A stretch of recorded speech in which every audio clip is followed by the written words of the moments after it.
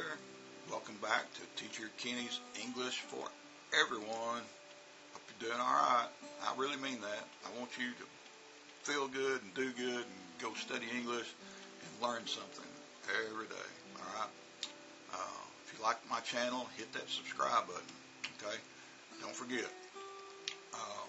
Now, today I thought we would start doing a little work with conversations. I've had some people, they've been kind of asking me about conversations, and one thing I'll be honest about that I don't like about many channels, they make you rehearse these set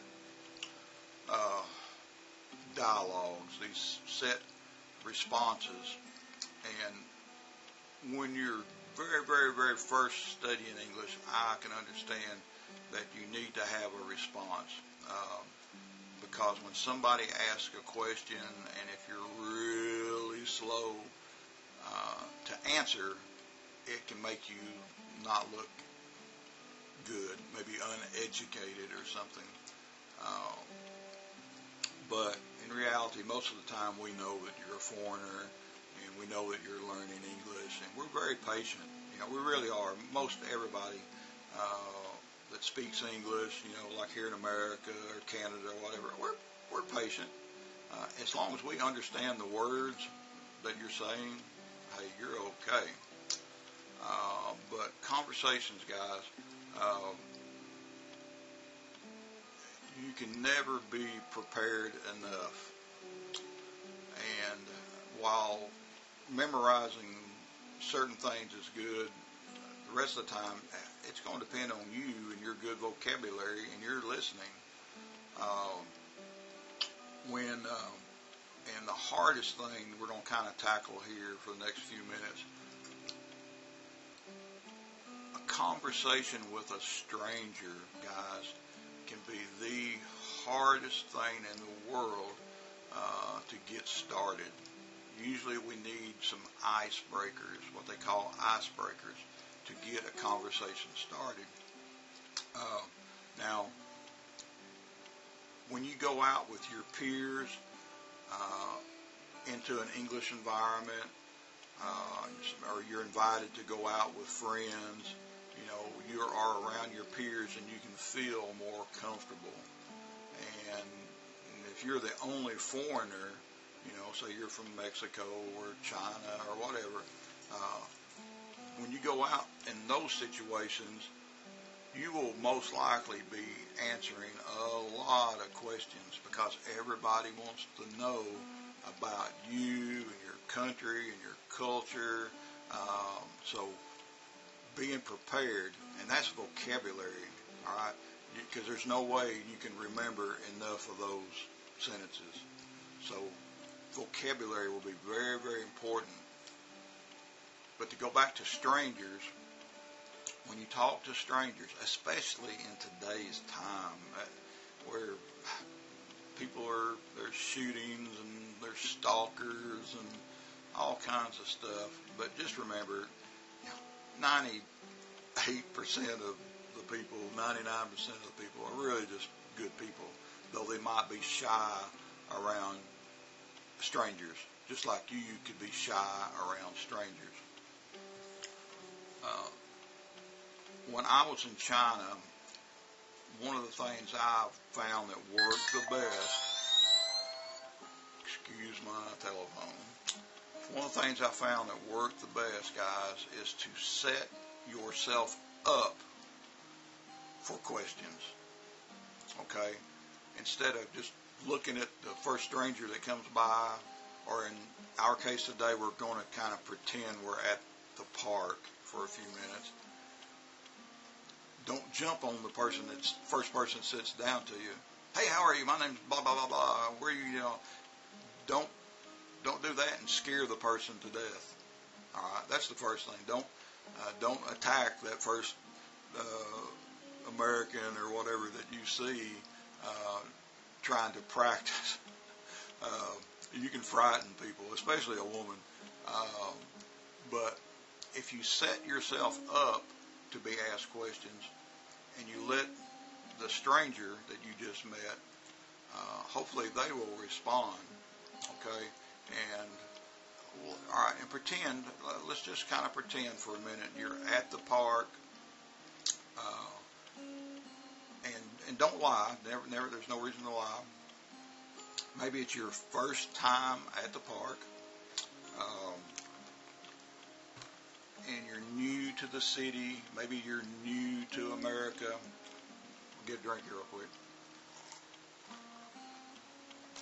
And you just want to kind of relax, and hopefully you will meet somebody and you can practice your English a little. All right? And that's totally normal, and that is really good. All right. So now you're taking a rest. You're sitting at the park bench, and here comes somebody, and they just happen to sit down beside you. All right. Now, being observant is very, very important. But remember, my plan for you today is to set yourself up to be asked questions. Okay?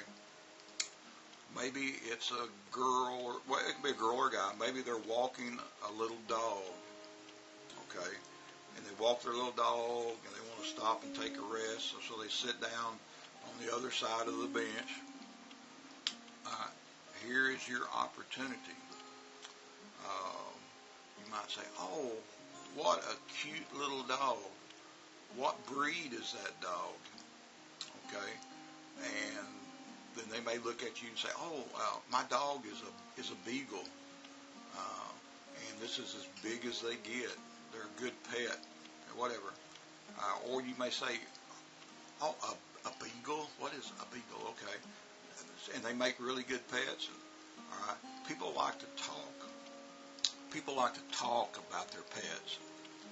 So that gives you an instant in on conversation. All right. So you can talk about, something about the dog, and does he like to be petted? Maybe you offer to pet the dog on the head. Or maybe this person coming to the park bench is carrying some books. Okay? And if they're carrying some books, perhaps they're a student just like you. All right? So because I don't know you and they don't know you, right? You could be a student. You could work nearby. So there's ways of setting yourself up. All right, so this person comes and sits down beside you, and you look that they're carrying books, and you might just make the simple remark, "I see all those books. Are you a student?" Okay, and they'll either say yes or no, and if they say yes, they may volunteer the information. They may say, "Yes, I'm going to the college right down the street." Or you may have to say, "Oh, so you are a student. Where do you study?" Then they can say, "Oh, well, I study down here at the college." All right. If you're a student, you might be able to say, "Yeah, I study right down there also. That's a great university. I'm an English major." Whatever, you can tell them something. See, you get the conversation started by using that being familiar with what they have. Be observant, and you saw those books, so you took the chance that they were a student. All right, so you can start talking about school. And once you get to talking, you can introduce yourself. Say, "Hey, my name is Bob," and you start the conversation process. Now, all this is very, very natural. It should come very easy. And then you can get into a few more details if they're willing. Some people don't like to be bothered, and some people are an open book and they will talk to you as long as you want. All right. But again, setting yourself up. You might say, "Well, I just got here. School just started, so I'm new to the area. This is my first time at the park. See, and you're sending out those signals, hoping that they will respond to you. And they say, oh, well, so you're new. Where are you from? Then they ask, well, and then you can say, oh, I'm from India or from China or whatever. And see, again, this keeps that conversation going. And you set yourself up by saying, I'm new here, or I'm new to America. I'm new to the area. Maybe you came in from somewhere else, and you can say, I'm new to the area. And all these things, if you say them right and don't scare the person to death, you should start getting answers. Because we want to know about you as much as you would like to know about us. Almost all the time, okay? If the person coming to sit beside you at the bench